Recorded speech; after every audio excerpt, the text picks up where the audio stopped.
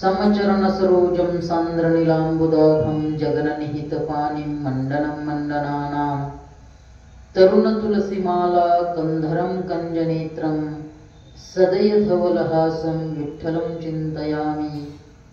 अलङ्कापुरीरम्यसिंहासनस्थं पदाम्भोजतेजस्फुरदिप्रदेशं विधीन्द्रादिदेवैः सदा स्तूयमानं समाधिस्थमूर्तिं भजे ज्ञानदेवम्। सम्पाद्य ज्ञानं च विधाय भक्तिं विलोकितो येन समाधिराजः वैराग्ययुक्तं सुविचारवन्तं नमामि जोगं शिरसा गुरुन्तम्। अन्ये च बहवः शूरा मदर्थे त्यक्तजीविताः नानाशस्त्रप्रहरणाः सर्वे युद्धविशारदाः।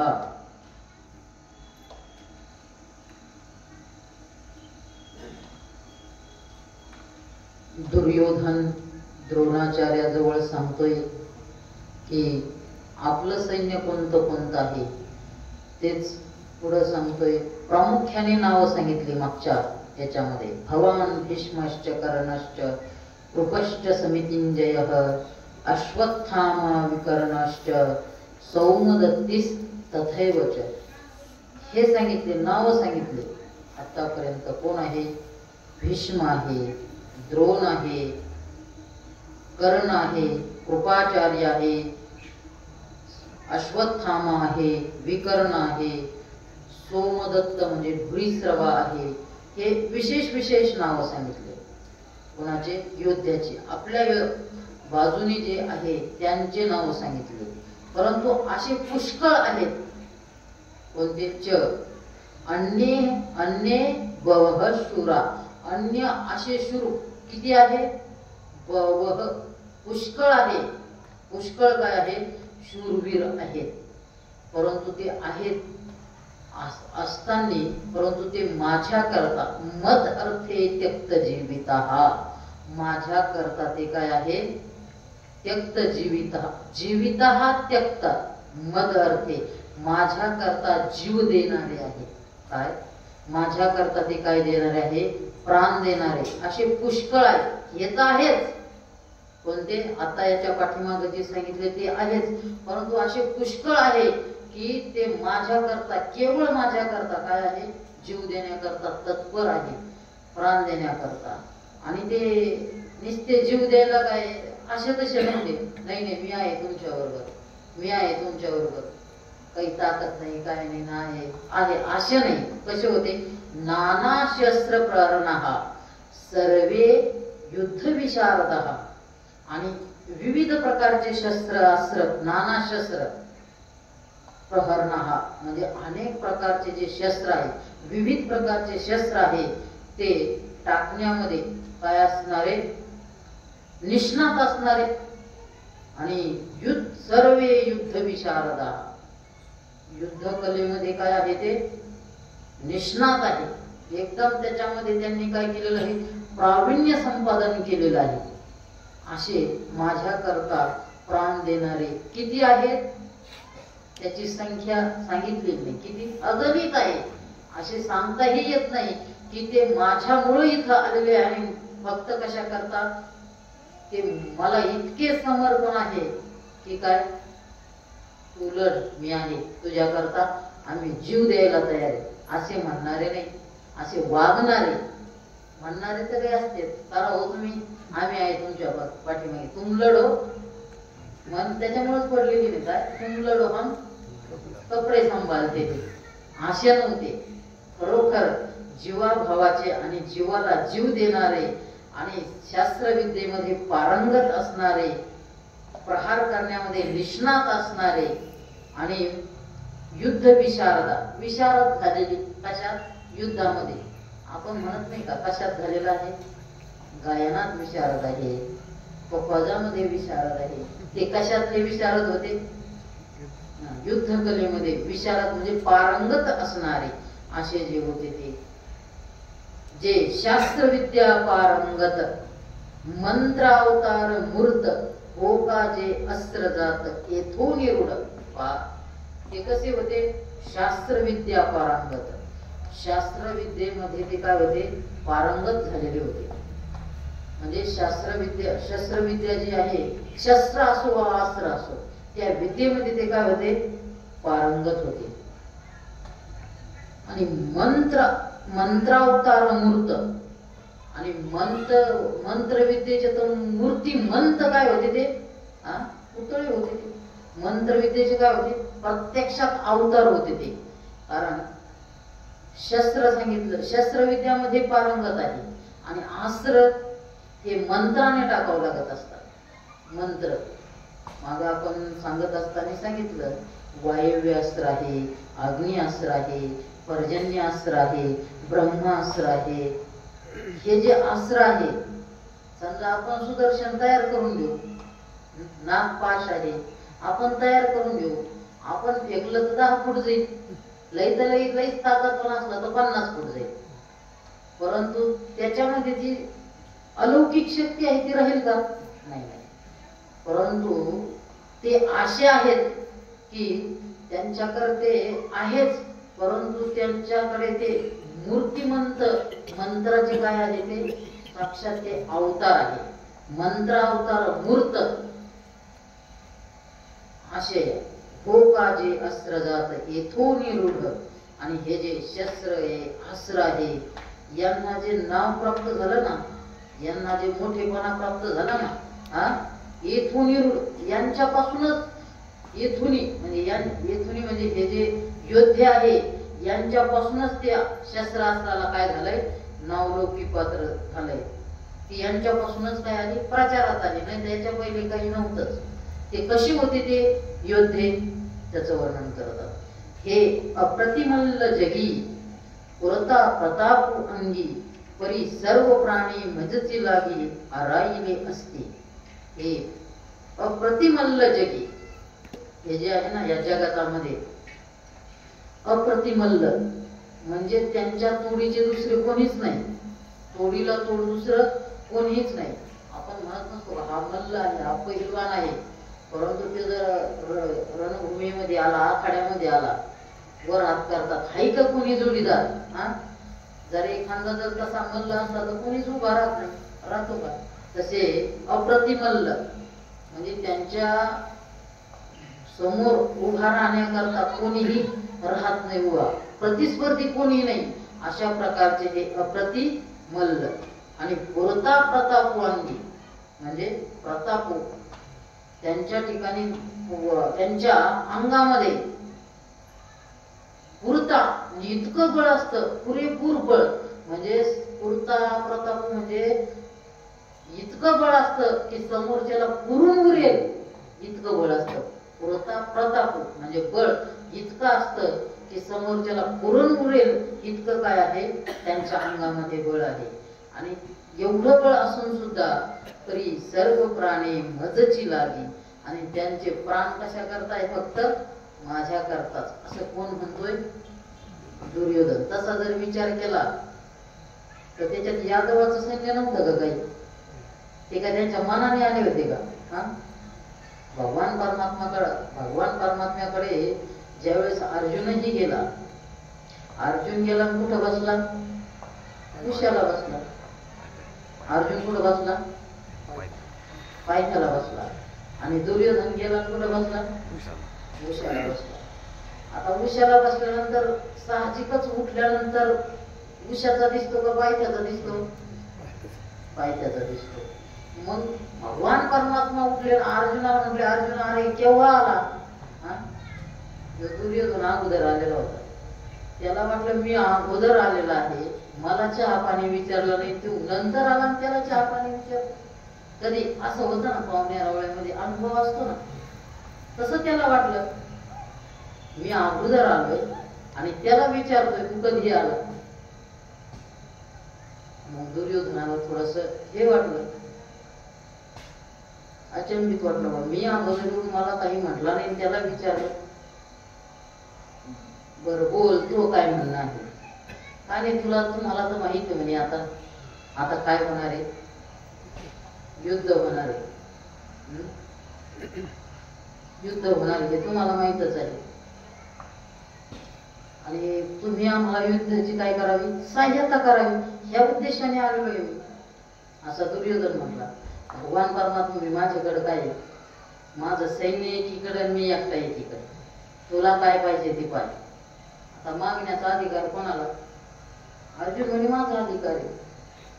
दुर्योधन म्हणे पहिला अधिकार माझा आहे मागण्याचा, परंतु पहिला अधिकार दुर्योधन म्हणे मी पहिल्यांदा आलो म्हणून पहिला अधिकार काय आहे, माझा आहे.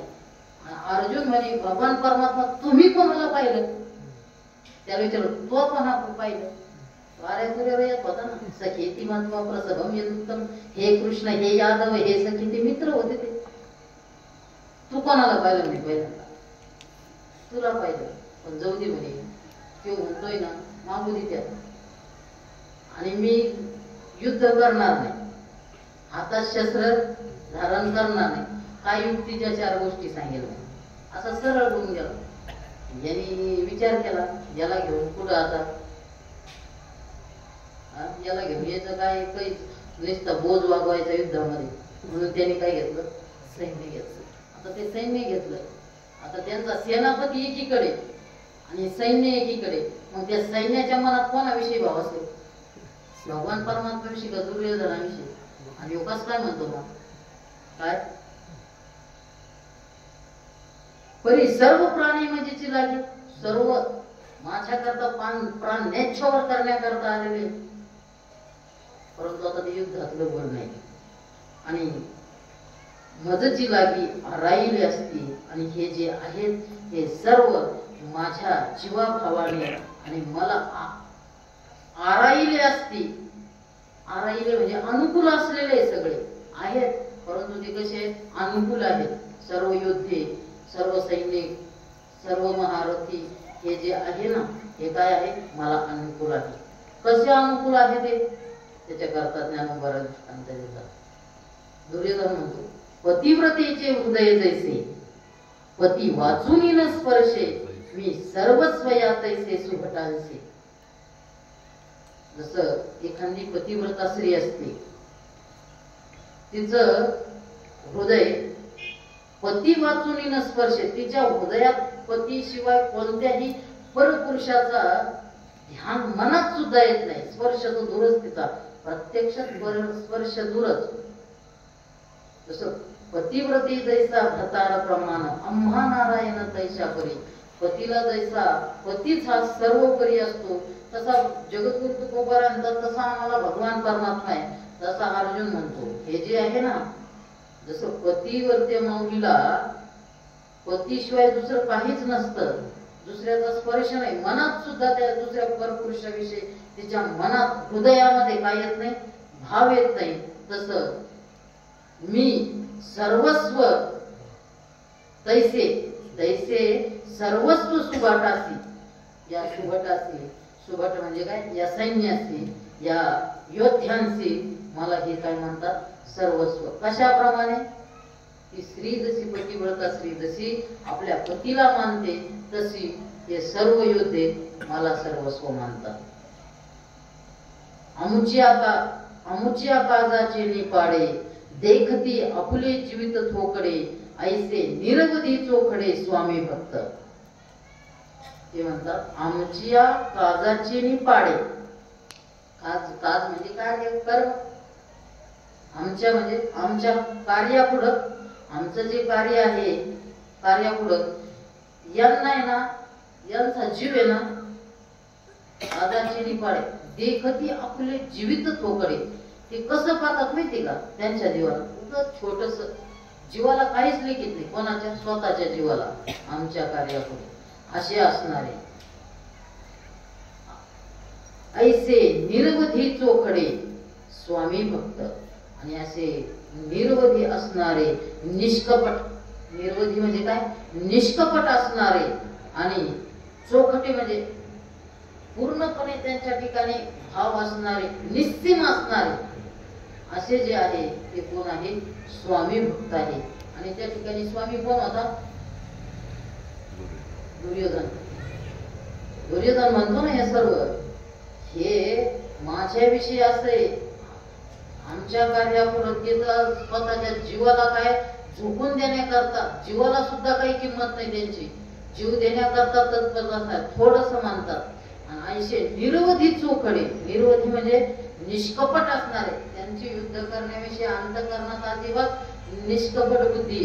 हे कसं होईल, काय होईल, हारू का जिंकू, तुम्ही म्हटलं ना जा पुढं लढायला, लगेच लढायला. असे स्वामी भक्त. स्वामी भक्त कशाला म्हणतात?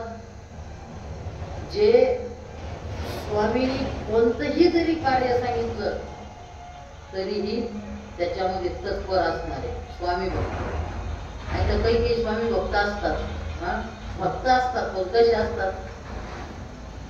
एखाद्या जर भक्ताला सांगितलं, अरे पाय दाब ना, कपडे धु ना, तो काय म्हणत असतो? काय म्हणत असतो? नाही जरा तिकडं जायचं ना, थोडस काम होतं, ते झाडून घ्यायचं होतं, तिकडं जाऊन येतो. ते झाडीत नाही, पाया दाबीत नाही. आणि एखाद्या ठिकाणी काय आहे, पंचपक्वान्नाचं काय आहे, भोजन आहे स्वादिष्ट.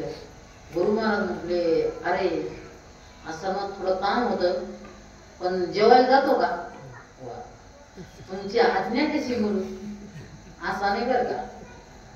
स्वामी भक्त असा असणारा, असे जे आहे निस्ते होतेच असे नाही, परंतु ते कसे होते, कुशल होते युद्धामध्ये, ते सांगतात.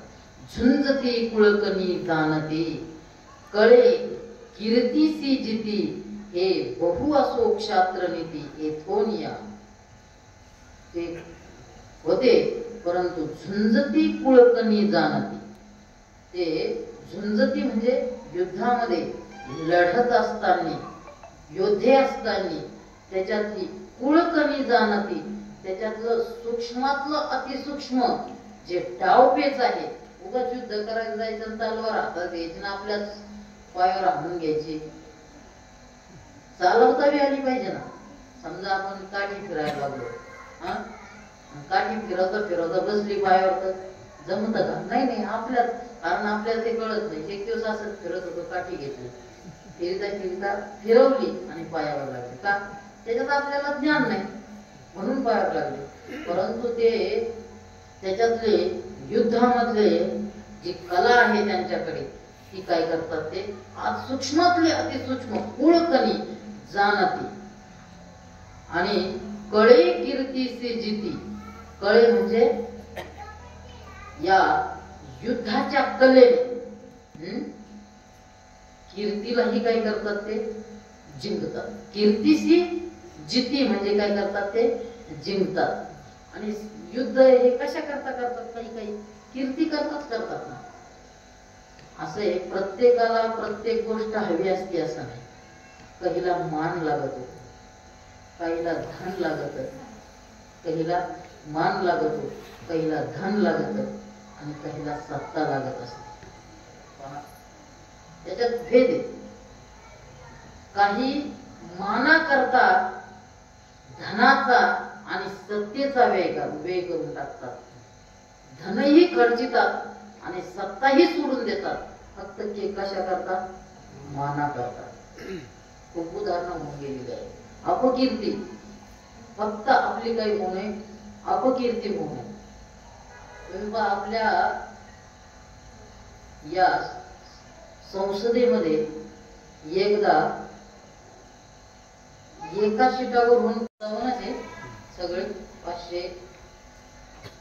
त्याच्यात एक दोन खासदार एकच घेऊ शकले नसते का? अख्खे पक्षाची पक्ष घेतात का नाही? त्यावेळेस घेऊ शकले असते का नाही? ते घेतले असते, पण नको, घोडे बाजार नको म्हणून त्यांनी घेतलं नाही. काही फक्त मान, आपलं जे प्रतिष्ठा आहे ती पणाला लावण्याकरता सर्वस्व त्याग करतात. त्यावेळेस त्या अटलजींनी सत्ता सोडली पाहिजे, मानाचा. काही सत्ते करता काय करतात, मानाची काही गरज नाही. या खांद्याला मारतील, तोडीतील, काही करतील, कितीही पैसा खर्च करतील, अशा करता केवळ सत्य करता. आपण पाहतो ना, हा, ते कोणापुढेही हात पसरतील. मानाची गरज आहे का नाही, फक्त केवळ कशाची, सत्तेची करता करता, म्हणजे काही सत्य करता आणि काही धना करता. काहीला मानही नको, सत्ताही नको, फक्त काय पाहिजे, धन पाहिजे. त्याच्याकरता ते सत्ताही सोडून देतील, भ्रष्टाचार करतील, लय मोठा भ्रष्टाचार करतील. भ्रष्टाचार केलं उघड झालं, त्या सत्ता झाली पण आलं ना, अपकीर्ती बी झाली ना. लोक काय म्हणतील, अरे सर्वसामान्याचे पुरलं नाही होय, लोकांचे घर खाल्ले म्हणजे अपकीर्ती झाली का नाही. परंतु काही काही फक्त कशा करता, कीर्ती करतात. आणि त्या कीर्ती करताही काही काही करतात, युद्ध करतात. हे सांगतात, कळे कीर्तीसी जिती. आणि हे बहु असो क्षात्र नीती हे थोनिया, असे जे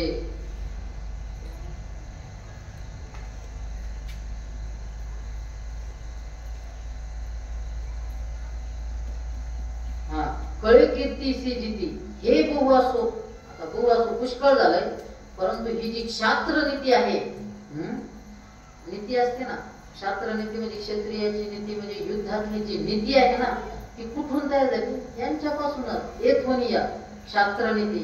कारण युद्ध करत असताना नीती असते ना, कोणी कोणाबरोबर लढायचं, कोणी कोणाबरोबर लढायचं. पायदळातील पायदळ, जे पायदळातील सैनिक असेल त्यांनी पायदळाबरोबर लढायचं, जे घोडदळ आहे त्या घोडदळाबरोबरच लढायचं, जे गजावर आहे, हत्तीवर आहे, त्यांनी हत्ती बरोबरच लढायचं. नाही तर मग नीती काय, एका योद्ध्याने एका बरोबरच लढायचं. नाही तर एक योद्धा आहे आणि त्याच्यावर तुटून पडले, ती काय नीती का, क्षात्र नीती आहे का? नाही नाही, क्षात्र नीती नाही. एखाद्याच्या हातातलं शस्त्र पडलं तरीही त्याला आपण एका याच्यात त्याला हरवू शकतो, अशी स्थिती जरी आली तरीही तिथं त्याला वार करता येत नाही, वार करता येत नाही. महाराणा प्रतापाच्या बाबतीत झालं होतं. ज्यावेळेस मानसिंगाच्या हातातलं शस्त्र पडलं त्यावेळेस महाराणा प्रतापने मानसिंगाला मारलं नाही, जा तू बी आमचाच आहे. परंतु दुसरे पण औरंगजेबाकडे लढत होता. परंतु त्याच वेळेस ज्यावेळेस हळदी घाटीच्या युद्धामध्ये असं वाटलं होतं की आता युद्धामध्ये हरणार, त्यावेळेस महाराणा प्रताप निघाले तर त्यांच्या मागे लागली का नाही, का कोण, हेच लागले होते ना. म्हणजे निशस्त्र असताना सुद्धा त्यांच्यावर वार केले. ही युद्ध नीती नाही, ही क्षात्र नीती नाही. म्हणून त्यावेळेस दुसऱ्या वेळेस जेव्हा युद्ध झालं तर महाराणा प्रतापाने 10 फूट वर उंच उडी घेतली आणि त्या बबुल खानाला कसा चिरला, इथं तलवार घातली तर उभा चिरला. तोच चिरला नाही, काय, तो ज्या घोड्यावर बसलेला होता त्या घोड्याचे 2 तुकडे झाले. इतकी ताकद होती महाराणा प्रतापाला. परंतु कधी मारलं त्याला, तो जेव्हा शस्त्र घेऊन चालून आला त्यावेळेस प्रतापाने त्यांना मारलं. ही क्षात्र नीती, ही युद्ध नीती आहे. आणि ही क्षात्र नीती, युद्ध नीती कुठून आली, यांच्यापासूनच निर्माण झाली म्हणतात. येथून ते मल्ल कसे होते ते सांगतात, ते योद्धे कसे होते, ते सैनिक कसे होते. ऐसे सर्वा परी पुरते वीर दळी अमुते, आता काय गणूया ते अपार हे. काय सांगावं यांचं आता, ऐसे सर्वा परी पुरते, असे आमच्या सैन्यात असे सर्व आहे, असे सर्वापरी पुरते, सर्वाला पुरतील असे आहे, सर्वाला पुरून उरतील अशा सर्व दृष्टीने ते काय आहे, परिपूर्ण आहे.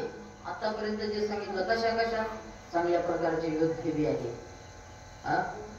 जीवाला जीव देणारे बी आहे. सगळंच पाहिजे ना योद्ध्यामध्ये, नाहीतर वेळ आली मागं निघून गेला तर काय. म्हणून जीवाला जीव देणारे स्वतः मरण पत्करतील, परंतु काय, स्वतः मरण पत्करतील आणि आपल्या स्वामीला काय करतील, वाचवतील. असे असतात ते सर्वापरी पुरते. वीळ दळी दळी आमुते, दळी म्हणजे आमच्या सैन्यामध्ये असे काय आहे, वीर आमुते. आता काय गणूया ते अपार आहे, यांची काय काय गणू, किती सांगू यांच्या पराक्रमाची गणना, किती म्हणून सांगू, आता खूप झालं, आता अपार हे अपार आहे असं सांगितलं. कोणाचे? हे दुर्योधनाने आपल्या सैन्यातील सेनेचं काय केलं, वर्णन केलं. आता ते पुढे सांगत असताना दुर्योधन म्हणतो, आपली जी सेना आहे ती कशी आहे, पुष्कळ आहे, आणि दुसऱ्याची जी सेना आहे ती कशी आहे, थोडीशी आहे, आणि ती कोणाच्या द्वारे रक्षण केलेली आहे, त्यांची सेना कोणाच्या द्वारे रक्षण केलेली आहे आणि आपली सेना कोणाच्या द्वारे रक्षण केलेली हे सांगतात.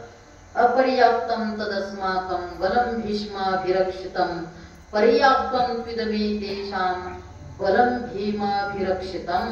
पहा, तद अस्माकं भीष्माभिरक्षितम बलं अपर्याप्तम. पहा, तद म्हणजे ते, अस्माकं म्हणजे आमची, भीष्माभिरक्षितम भीष्म अभिरक्षितम भीष्म अभिरक्षितम बलम अपर्याप्तम. तद म्हणजे ती, अस्माकं म्हणजे आमची, भीमाभिरक्षितम नाही भीष्माभिरक्षितम, भीष्माचार्याच्या द्वारे रक्षण केली गेलेली. भीष्माभिही ना तृतीया, द्वारे कडे मुळे बरोबर सह हे तृतीयाचे प्रत्यय मराठी, नी कडून द्वारे मुळे बरोबर सह, म्हणजे भीष्मा स्वद्वारे रक्षण केलेली, अस्माकं बलवान असणारी, बलम सर्व बाजूंनी, बलम कशी आहे, अपर्याप्तम. अपर्याप्तम म्हणजे काय, तिची गिनती करता येत नाही अशी पुष्कळ सेना आहे, आणि ती सेना कोणाच्या द्वारे रक्षण केलेली आहे, भीष्माच्या द्वारे. आता तसं हे दोन शब्द इथे दिलेले, पर्याप्तम अपर्याप्तम. खालचं पहा, तू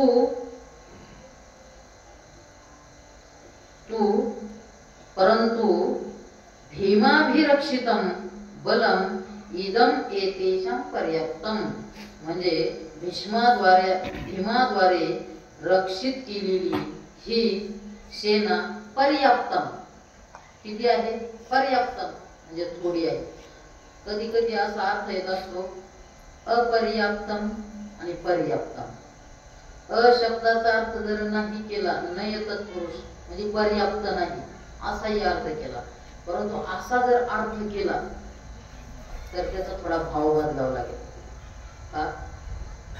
कारण अर्थ करत असताना अनेक ऋषी मुनींनी अर्थ केलेले आहे. कारण दुर्योधनाची जी सेना आहे संख्येने पुष्कळ होती, संख्येने ज्यादा होती, 11 अक्षौहिणी होती, आणि ही किती होती, 7 अक्षौहिणी होती. परंतु दुर्योधनाची जी वृत्ती होती ती कोण, अधर्माकडून होती, अधर्माकडून होती. म्हणून त्याची जी सेना आहे भीष्माद्वारे रक्षण केलेली ती अपर्याप्त. म्हणजे काय आहे, युद्ध करण्याकरता अपर्याप्त आहे, इथं संख्यात्मक नाही, अपर्याप्त म्हणजे पुरी नाहीये ती युद्ध करण्याकरता. आणि भीमाद्वारे जी रक्षण केलेली जी सेना आहे ती पर्याप्तम, काय आहे, युद्ध करण्याकरता पुरून पर्याप्त आहे. जेवढं युद्ध करायचं ना तेवढं पर्याप्त आहे. पर्याप्त शब्दाचा अर्थ पुरा आहे, आणि अपर्याप्त शब्दाचा अर्थ म्हणजे नाही तत्पुरुष करून अपर्याप्त युद्ध करण्याकरता असा अर्थ घेतला तरीही चालतो. आणि अपर्याप्तम तिची गिनती करता येत नाही अशी युद्ध करण्याकरता आमची सेना अपर्याप्त आहे, भीष्माच्या द्वारे रक्षण गेलेली आहे. आणि यांची किती आहे, दुर्योधन वर्णन करतो ना, त्याच्यामुळे दुर्योधन म्हणतो पर्याप्तम, या भीमाच्या द्वारे रक्षण केलेली सेना किती, पर्याप्तम, थोडीशी आहे. तर पुढे वरी क्षत्रिया माझी श्रेष्ठू, जो जगजेठी जगी सुभटू, तया दळवईपणाचा पाठू भीष्मासी पै. पहा, वरी जे सांगितले ते त्या क्षत्रिया माझी श्रेष्ठू, क्षत्रियामध्ये कोण आहे, श्रेष्ठ आहे. जो जगजेठी जगी सुभटू, जगी म्हणजे जगामध्ये श्रेष्ठ असणारा, कोण? सुभटू म्हणजे योद्धा आहे. तया दळवईपणाचा पाठू भीष्मासी पै.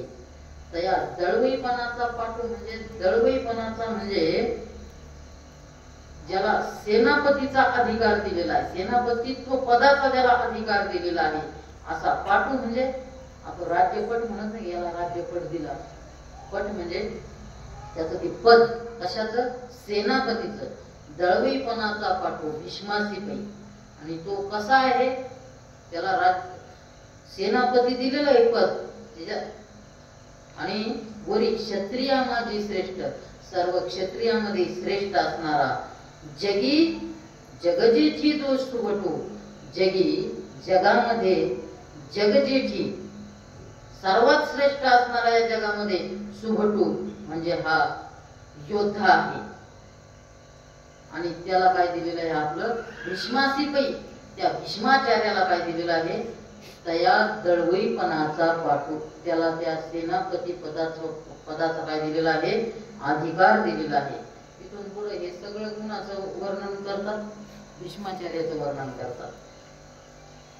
जसं या श्लोकामध्ये पूर्वार्धामध्ये भीष्माचार्याचं सांगितलेलं आहे आणि उत्तरार्धामध्ये कोणाचं सांगितलेलं आहे? भीमाचं सांगितलेलं आहे. आणि मग आता सुरुवात वर्णन कोणाचं चालू आहे? भीष्माचार्याचं. आता याचे मी बळे गवसले, हे गुरु दुर्ग जैसे पन्नासिले, येणे पाडे ठेकुडे लोकत्रय. आता याचे मी बळे गवसले. आता याच्या बळाने म्हणजे सामर्थ्याने हे सैन्य काय केलेलं आहे? त्याच्या अधिकारात आलेलं आहे, आवरलेलं आहे, गवसलेलं आहे. त्याला काय केलेलं आहे? गवसणी घातलेली आहे. त्याच्या अधिकारात असलेलं, आवरले गेलेलं आहे सैन्य. आता याचेनी बळे म्हणजे याचेनी म्हणजे कोणाच्या बळाने? भीष्माचार्याच्या बळाने. भीष्माचार्याच्या बळाने ते आवरलेले सैन्य आहे. हे दुर्ग जैसे पन्नासिले. ते सैन्य म्हणजे काय आहे माहिती का? एक किल्ला आहे. आणि त्या किल्ल्याची रचना कशी असते? अभेद्य असतो किल्ला. अशी त्याला बांधत असताना, रचित असताना, पन्नासिले म्हणजे रचना. पन्नासिले म्हणजे काय? रचना. त्याची रचनाच अशी केलेली असते की त्या ठिकाणी दुसऱ्याला भेदन करता येत नाही. जसं आपण याला गेलो, कुठं? दौलताबादला, कोणता? देवगिरी किल्ल्यावर जर गेलो, देवगिरीला गेलो, दौलताबाद नाही, देवगिरीला गेलो, तर त्या ठिकाणी एकीकडून रस्ता आहे, परंतु दुसरीकडून चढता येतं का? नाही. तिकडून पुरा असा तासलेला आहे,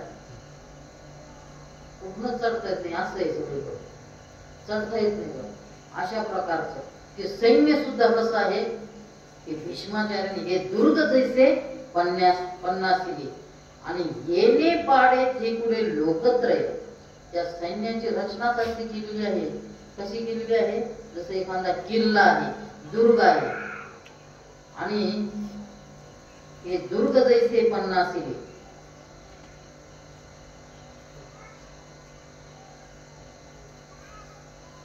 आणि हे त्रैलोक्य, येणे पाडे ठेकुडे त्रैलोक्य, या सैन्यापुढं, या दुर्गरूपी सैन्यापुढं हे जे त्रैलोक्य आहे, जे तिन्ही लोक आहे ना, उगा किती येणे पाडे ठेकुडे, उगा थोडस दिसतंय. काय? त्रैलोक्य त्या सैन्यापुढं. अशी भीष्माचार्यांनी काय त्याची रचना आहे. आधीच समुद्र पाही, तेच द्वाडपणा नाही, मग वडवा नळू तैसे आहे विरजा तैसा. पहा, ते म्हणतात पहा ना, आधीच समुद्र पहा, तेच द्वाडपणा कवना नाही. आधी जर समुद्र जर पाहिला तर कसा आहे?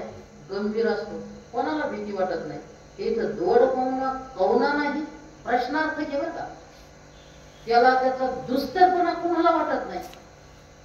एखाद्या वेळेस आपण समुद्राच्या काठावर जर गेलो, त्याच्या जर लाटा आल्या तर भीती वाटत नाही का? त्याचा दुस्तरपणा कवना नाही, एक तर दुस्तर. त्याच्यात मग वडवा नळी तैसा ही विरजा जैसा. त्यातली त्यात मग काय? वडवानळ. समुद्रात कोणता अग्नी असतो? वडवानळ नावाचा अग्नी असतो. एक तर समुद्र बी गंभीर आहे आणि त्याच्यात काय आला? वडवानळ अग्नी निघाला, तर मग त्याची भीती विरजा जैसा, ते भयप्रद होणार नाही का? भीतीदायक होणार नाही का? तसं भीष्माचार्य अवघड शक्ती संपन्न. काय याच्यातून काय सांगायचं? भीष्माचार्य अवघड शक्ती संपन्न आणि त्याच्यातली त्याच्यात त्यांनी हे गिरिदुर्ग जसं सैन्य कशा प्रकारे रचना केली, अभेद्य असं कोणीही त्याच्यामध्ये काय करू शकत नाही, शिरू शकत नाही, अशा प्रकारचे ते भीष्माचार्य आहे. म्हणून त्याचं भय वाटणार नाही कोणाला, सगळ्याला. दुसरा दृष्टांत देतात काय? ना तरी प्रलयवन्ही महावातू, या दोघा जैसा संघातू, तैसा हा गंगा सुतू सेनापती. ना तरी किंवा प्रलय वन्ही, प्रलय कालातला अग्नी. जर प्रलय काला जर होत असला तर तिथं अग्नी उत्पन्न होतो. अग्नी किती मोठा असतो? हे जेवढं आकाश असेल तेवढा अग्नी होतो. एक तर अग्नी आणि त्याच्यात काय आला? प्रलय काळातला महावार आला, सोसाट्याचा वार आला. म्हणजे पेटायला किती टाइम लागेल मग? आणि या दोघा जैसा सांगातो. या दोघा म्हणजे एक तर प्रलयकालचा अग्नी आणि प्रलयकालचा महावार, हे दोन्ही एकत्रित आले, त्यांचा संघात झाला. त्यांनी काय केली? युती केली, युती एकत्रित झाली. तैसा हा गंगासुतू सेनापती. त्याच प्रकारचा हा गंगासूत आहे. तर गंगासूत कसा आहे? गंगेचा मुलगा आहे, जे आपण पहिलंच माग विषय आला होता सांगून गेलो. आणि गंगासूत आहे, सेनापती आहे. आणि या आपल्या सैन्याचा काय आहे? सेनापती आहे. आता येणेसी कवन भिडे, कोण भिडणार आहे त्या अग्नीला आणि महावाऱ्याला? आता येणेसी कवन भिडे, याला कोण भिडणार आहे? जाऊन एवढी ताकद असताना याच्याबरोबर कोणी युद्ध करणार का? याच्याबरोबर कोणीच युद्ध करणार नाही. आणि पांडव सैन्य किरत होकडे. पांडव सैन्य किती? उगा एवढं थोडक आहे, थोडस आहे. आपलं सांगत असताना किती सांगितलं ते? थोकडे. परी वलचिली पाडे दिसत असे, परी वरचिली पाडे दिसत असे. आणि कशावरून दिसतंय? हे वर आता पाहतो ना आपण, त्याच्यावरून असं दिसतंय. कसं दिसतंय? हे पांडव सैन्य काय आहे? थोडक आहे. वर पाहिलं ना आपण, त्याच्यावरून हे सैन्य किती आहे? उगाच थोडं आहे. आणि त्यांचा कोणी? आता यांच्या सेनापतीचं वर्णन केलं ना. आणि अर्ध्या श्लोकात कोणाच्या वर्णन केलं? पांडवाच्या सेनापतीचं. भीष्म अपर्याप्तम तदस्माकं बलम भीष्मा विरक्षितम पर्याप्तम त्विदमे तेषां बलम भीमा विरक्षितम. श्लोकात सांगत असताना पूर्वार्ध एका पार्टीला दिला आणि उत्तरार्ध एका पार्टीला दिला. आणि दुर्योधनाने वर्णन करत असताना आपल्या पार्टी करता 5 वाव्या दिल्या. किती? 5. आणि दुसऱ्या पार्टी करता एकच, उगाच थोडी. कशी? वरी भीमसेनु बेतू, तो झाला असे सेनानाथू, ऐसे बोलून या मातू सांडली त्याने. काय असं बोलून त्याने त्याचं बोलणं गोष्ट संपवली. काय बोलला तो? वरी भीमसेनु बेतू. त्यांचा सेनानायक म्हणजे कोण आहे? त्याला त्यांचा सेनापती नाही, परंतु सर्वात मान सन्मान कोणाला आहे? भीमाला आहे. आणि तो कसा आहे? भीमसेनु बेतू. बेतू म्हणजे काय माहिती का? उगा आडदांडे. बेतू शब्दाचा काय? आडदान, बुद्धी नसलेला, उगा आडदांडे असा आहे. आणि तो झाला असे सेनानाथू. आणि तो सेनेचा काय झालाय? नायक झालाय. नाथ म्हणजे स्वामी, मालक, नायक असा झाला. आणि असं बोलून त्यांनी काय केलं? ऐसे बोलून या मातू सांगितली त्याने. असं बोलून त्यांनी काय केली? हे सेना सांगण्याची, सेनापतीचं वर्णन करण्याची, जे त्या सैन्यात असलेले काय केले? बोलण्याची गोष्ट काय केली? थांबवली. पण बोलणं नाही थांबवलं. हे सांगण्याचं थांबला. काय? आमची सेना अशी आहे, त्यांची सेना अशी, आमच्या सैन्यात एवढे मोठे योद्धे आहे. परंतु या योद्ध्याला जे काम आहे ते सांगायचं राहिलं ना, ते सांगू राहिला. अयनेषु च सर्वेषु यथा भागमवस्थितः भीष्ममेवाभिरक्षन्तु भवन्तः सर्व एव हि. पहा, च सर्वेषु अयनेषु यथा भागम अवस्थितः भवन्तः सर्व एव हि भीष्मम् एव अभिरक्षन्तु, तो काय म्हणतो, च आणि आपण काय करायचं, सर्वेषु अयनेषु, म्हणजे ज्याला जे नियमून दिलेलं आहे, यथा भागम अवस्थितम, यथा म्हणजे ज्याप्रमाणे आपल्या आपल्या भागाला अवस्थित काय केलेलं आहे, नेमून दिलेलं, विभागानुसार निश्चित जे काम केलेलं आहे त्या स्थानावर जाऊन काय करायचं, आपापलं काम करायचं. आता काहीला तो भाग नेमून दिलेला आहे, तो भाग नेमून दिलेला आहे, त्या भागावर तुम्ही काय करायचं, अवस्थिता, धैर्याने काय करायचं, स्थित राहून उभा राहायचं आणि काय करायचं, भीष्मम एव अभिरक्षन्तु, भीष्माचार्याचं काय करायचं, रक्षण करायचं. भीष्माचार्याचं का रक्षण करायचं, कारण असं असतं युद्धामध्ये, जर मुख्य सेनापती जर हरला तर युद्ध हरलं म्हणून घोषित करत असतात. म्हणून आपण आपला भाग सांभाळायचा आणि अजून काय करायचं, सर्व बाजूंनी सुद्धा भवंत आपण सर्वांनी काय करायचं, भीष्मम एव अभिरक्षन्तु, अभिरक्षन्तु म्हणजे सर्व बाजूंनी त्याचं काय करायचं, भीष्माचार्यांचं काय करायचं, रक्षण करायचं. मग पुनरपी काय बोले सकळ सैनिका ते म्हणतले, आता दळभार आपुलाले सरसे करा. मग पुन्हा तो सर्व सेनापतींना काय म्हणला, सकळ सैनिकातला म्हणला म्हणजे बोलला, आता दळभार आपुले सरसे करा. आपले दळभार म्हणजे हे सैनिकाचे जे भार आहे ते सरसे करा, म्हणजे त्यांना काय करा, आपल्या नेतृत्वाखाली त्यांना काय करा, सज्ज करा, युद्ध करण्याकरता काय करा, सज्ज करा, तयार करा, सिद्ध करा. जयाजिया क्षुहिणी तेने तिया अरणी, वरगण कवन कवनी महारथिया. आणि ज्यांना जी अक्षुहिणी सेना दिलेली आहे, जितकी कवन तो जयाजिया अक्षुहिणी, ज्याला जेवढी अक्षुहिणी सेना दिलेली असेल, तेने तिया अरणी, त्याने त्या अरणी म्हणजे त्या युद्धभूमीवर, वर्गण कवन कवनी, वर्गण म्हणजे वाटणी केलेली आहे, कवन कवनी त्या सेनेवर कवन कवनी नियंत्रण ठेवून, आणि वरच्या वरगण शब्दाचा अर्थ माहिती का, ज्यांना ज्यांना वरलेला आहे, ज्यांना म्हणजे ज्यांना मोठं पद दिलेलं आहे, ज्याला एखादी एवढी सेना आहे, या सेनेचा केवढा काय आहे, त्या सेनापती आहे, असे जे श्रेष्ठ जे योद्धे आहे अधिकाराचे, त्यांनी जे म्हणून असे गणलेले आहेत, त्यांना ती बाजू नेमून दिलेली आहे, त्यांनी काय करायचं, त्या महारथी जे आहेत, ते महारथी आहेत जे वर्गण केलेले आहेत, ज्यांना महारथ्याला श्रेष्ठत्व पद दिलेलं असतं ना तुम्ही, कारण महारथी त्याला म्हणतात की जो अनेक योद्ध्याचं संचलन करू शकतो, 10,000 योद्ध्याबरोबर लढू शकतो.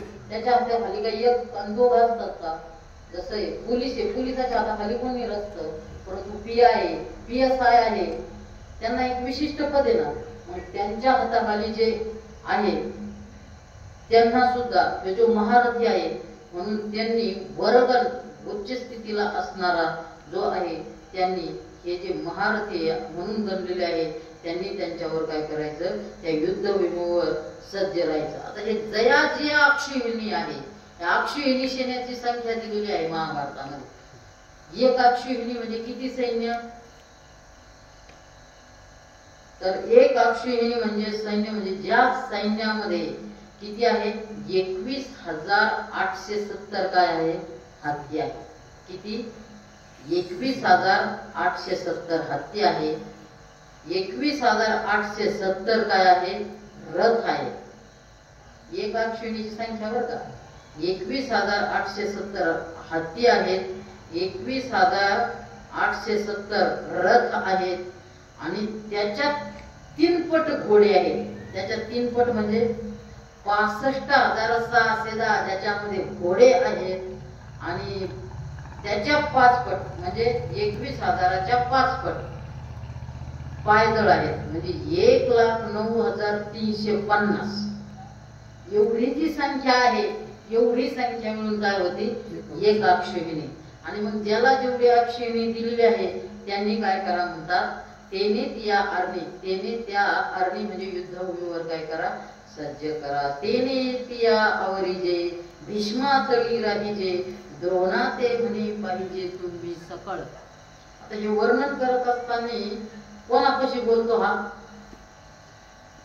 द्रोणाचार्याजवळ.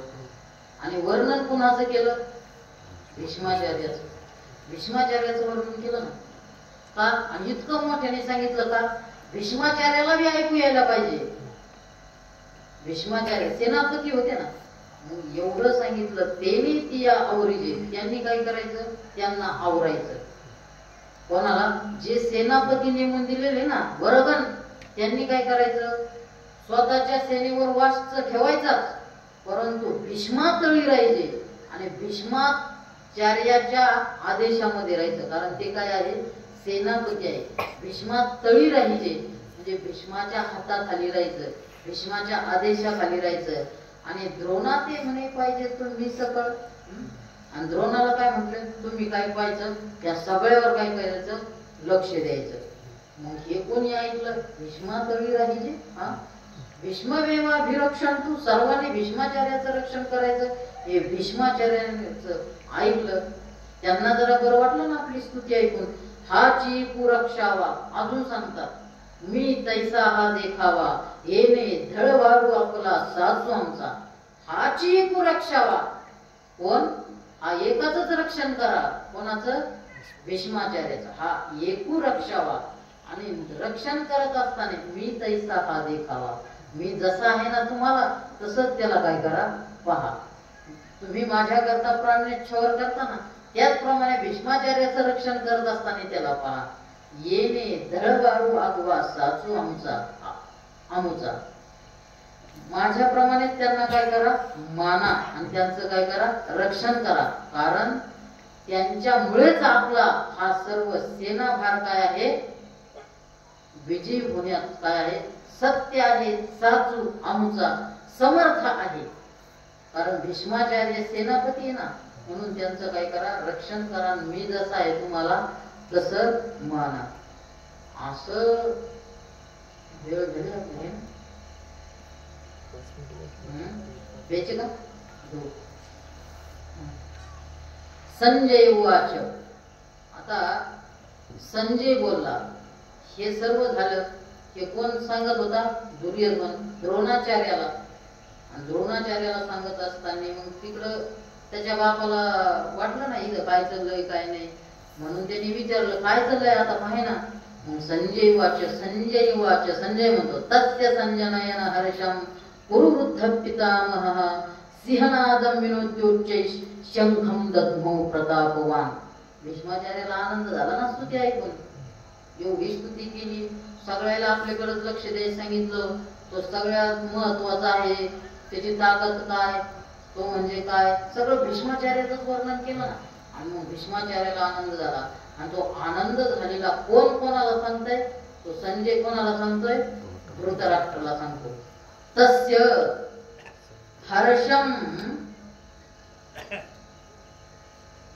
प्रतापवान कुरुवृद्धम नाही, तस्य हर्ष संजयन प्रतापवान कुरुवृद्ध पितामह. तस्य म्हणजे त्याला हर्ष म्हणजे आनंद उत्पन्न झाला. कुणाला, जो प्रतापवान आहे. कुरुवृद्ध म्हणजे कुरु मधला काय आहे, सर्वात म्हातारा आहे. पितामह त्याचा कोण होता, तो पितामह होता ना. पितामह म्हणजे आजोबाचा आजोबा होता त्याचा. त्याचं नातं सांगायला जर गेलं तर भीष्माचार्याची चौथ्या पिढीत दुर्योधन आलेला होता. चौथ्या पिढीत तर ते सांगायला वेळ नाही आपल्याला. शंतनूला दोन झाले, चित्रवीर्य आणि विचित्रवीर्य. एक रोगाने गेला, त्यातला विचित्रवीर्याला काही संतान नव्हती, त्या काही संतान नव्हती म्हणून शंतनूचा पर्या पण तो ब्रह्मचार्य राहिला, भीष्माचार्य. मग यांनी ते युद्ध काशीराजाच्या 3 मुली आणल्या, अंबा, अंबिका, अंबालिका.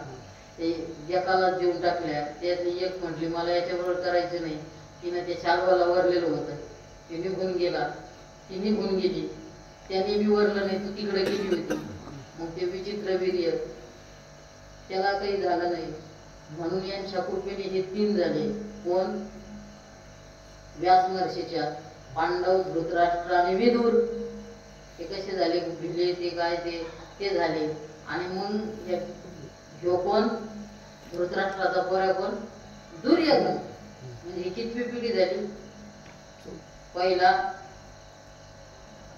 शंतनू, दुसरा भीष्माचार्य, तिसरा धृतराष्ट्र आणि चौथा दुर्योधन. ही 4थी पिढी म्हणजे पितामह. म्हणून पितामह तो प्रतापवान म्हणजे बलवान असणारा, त्याच्या अंतःकरणात हर्ष उत्पन्न झाला. आणि त्या हर्ष उत्पन्न झाल्यानंतर त्या पितामहाच्या त्याने काय केलं? सिंहनादम विनद्य. काय केला? सिंहासारखी गर्जना केली, सिंहनाद केला. आणि सिंहनाद केला, हर्ष उत्पन्न झाल्यावर सिंहनाद केला. नुसता सिंहनादच केला नाही, परंतु काय केला? शंखम दद्मौ उच्चै सिंहनादम विनद्य. अशा वरच्या स्वरात सिंहासारखी गर्जना केली. आणि सिंहनाद गर्जना केली आणि त्याच्यामध्ये काय केला? शंखम दद्मौ, शंखही काय केला त्याने? वाजिला. कोणी? भीष्माचार्याने. या राजाची आबोला सेनापती तो संतोषला. मग तेने केला सिंहनाद. या राजाची आबोला कोण म्हणला? असा संजय म्हणला. कोणासमोर म्हणला? धृतराष्ट्रासमोर. राजा होता का तो? पण म्हाताऱ्याला खुश करण्याकरता या राजाची आबोला. त्याच्या पोराला उदरच राजा करू. या राजाची आबोला. या राजाच्या बोलण्याने म्हणजे दुर्योधनाच्या बोलण्याने सेनापती संतोषला. सेनापती काय झाला? आनंदित झाला. मग त्याने केला सिंहनाद. त्याने मग काय केला? सिंहनाद केला. आणि तो कसा होता सिंहनाद?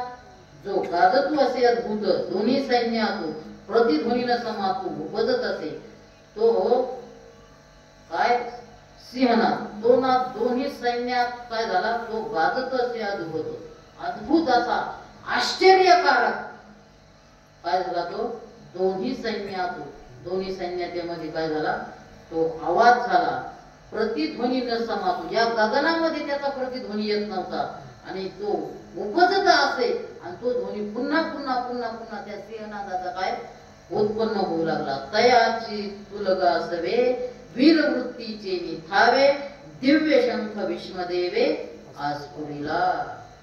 पहा, तयाची तुलगा सवे म्हणजे तो ध्वनी चालू असताना, कोणता? सिंहनादाचा ध्वनी चालू असताना, प्रतिध्वनी चालू असताना वीरवृत्तीचे निथावे, वीरवृत्तीच्या थावे म्हणजे आवेशाने. आणि भीष्मदेवे दिव्य शंख अस्फुरला. भीष्मदेवे म्हणजे भीष्मदेवे म्हणताय त्याला भीष्मदेवाने. संजय राजाला सांगून आपल्याकडे सांगतो म्हणजे देव म्हणताय काय अर्थ? आणि होतेच ते. भीष्मदेवे दिव्य शंख अस्फुरला. भीष्मदेवाने दिव्य असणारा शंख काय केला? वाजवला. आणि मग हे दोन्ही नाद झाले, एक सिंहनाद आणि दुसरा शंखनाद. त्याचा परिणाम काय झाला? ते दोन्ही नाद मिनले, ते त्रैलोक्य ही बधिरभूत झाले, जैसे आकाश का पडिले तुटून. त्याचा परिणाम सांगितलाय. कशाचा? त्या सिंहनादाचा आणि शंखनादाचा. ते दोन्ही नाद मिनले, ते दोन्ही नाद एकत्रित झाले, ते त्रैलोक्य बधिरभूत झाले. हे तिन्ही लोक त्या आवाजाने काय झाले? बहिरे झाले, त्यांना ऐकूच येईना. जैसे आकाश का पडिले तुटून. जसं काय असं झालं की आता आकाश पडून गेलं. अहो आपल्याला विजेचा आवाज सहन नाही. एकदा पुडगावला लग्नाला गेलो होतो इथं, आणि ते समोरच असं धाड धाड धाड धाड धाड धाड, हे तिकडं धाड धाड होत तर इकडं धाड धाड होत. आणि ते भीष्माचार्याच्या शंखाचा सिंहनाद आवाज होता. काय झाला असेल? आकाश जसं आकाश करून पडलंय, घडघडीत अंबर भुजंगळत सागर, शोभले चराचर आपत असे. घडघडीत अंबर, या अंबर म्हणजे आकाश, या नादाने ते आकाश भयानक काय झालं, क्षुब्ध झालं. आणि भुजंगळत सागर, समुद्र सुद्धा काय झाला, खवळला. चराचर शोभले, चर आणि अचर. चराचर म्हणजे जड चेतन असे जे आहे, स्थावर जंगम हे जे आहे ना, ते काय झाले, थरा थरा काय झाले, कापायला लागले. काय व्हायला लागला अजून, तेने महाघोष गजरे, दुमदुमताती गिरी कंदरे, तव दळा माझी रण तुरे आस पुरिली. तेने महाघोष गजरे, तेने म्हणजे या महाघोषाच्या गजराने, दुमदुमताती गिरी कंदरे, गिरी कंदरे दुमदुमताती, गिरी म्हणजे पर्वत, कंदर म्हणजे त्या गुहा, गुफा त्या काय गिरी कंदरे दुमदुमून निघाल्या. कारण हे तर आवाज आहे, थोर थोर दादा पर्वत उडून जातील वारे, आणि याचा एवढा मोठा क्षोभ म्हटल्यानंतर जाणार नाही का, ते गिरी कंदरे सुद्धा आसुरली. तव दळा माझी रण तुरे आसुरली. आणि त्याच वेळेस हे दोन्ही नाद चालत असताना, आवाज चालत असताना, त्यामध्येच रणतुरे आसपुरली. रणतुरे म्हणजे काय, रणवाद्य काय केली, वाजवली. आता रणवाद्य कोणती कोणती वाजवली, अनेक प्रकारचे रणतुरे वाजवली, ते इथून पुढे सांगतात. आता आपली वेळ संपलेली आहे. रणतुरे वाद्य कोणती कोणती वाजवली ते पाहू पुढं.